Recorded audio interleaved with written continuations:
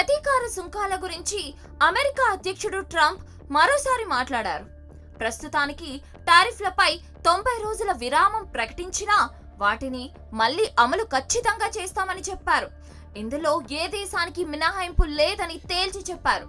ముఖ్యంగా చైనాను క్షమించేదే లేదని అన్నారు. ఆ దేశం మాతో చాలా దారుణంగా వ్యవహరించిందని అన్నారు.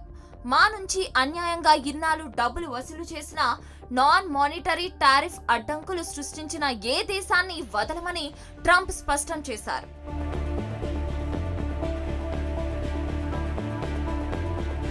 రానున్న నేషనల్ టారిఫ్ ఇన్వెస్టిగేషన్ లో సెమీ కండక్టర్లు, మొత్తం ఎలక్ట్రానిక్ సామాగ్రిని కూడా పరిశీలిస్తామని ట్రంప్ చెప్పారు.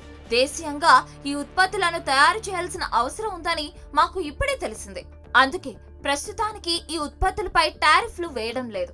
కానీ చైనా చేతిలో బందీలుగా మారకుండా ఉండాలంటే వీటి మీద కూడా టారిఫ్లను వేయాల్సిందే అని అన్నారు. అమెరికాకు స్వర్ణయుగం మొదలైందని, భవిష్యత్తులో పన్ను నియంత్రణలో భారీ మొత్తం మినహాయింపులు లభించనున్నాయని చెప్పారు. తమ దేశాన్ని గతంలో ఎన్నడూ లేనంత పెద్దది, మెరుగైంది, బలమైందిగా మార్చనున్నామని తెలిపారు. మేక్ అమెరికా గ్రేట్ అగైన్ అని ట్రంప్ తన ట్రూత్ సోషల్ మీడియాలో రాశారు. మరోవైపు 2 నెలల్లోనే సెమీ కండక్టర్ టారిఫ్ల పరిధిలోకి వచ్చే అవకాశం ఉందని అమెరికా వాణిజ్య మంత్రి హోవార్డ్ లూట్నిక్ చెప్పారు. వాటి ఉత్పత్తి కేంద్రాలను అమెరికాకు తరలించే వాటిపై దృష్టి పెట్టనున్నామన్నారు. మాకు సెమీ కండక్టర్లు, చిప్స్, ఫ్లాట్ ప్యానెల్స్ అవసరమని, కానీ వాటి గురించి ఆసియా దేశాలపై ఆధారపడదలుచుకోలేదని లూట్నిక్ చెప్పారు.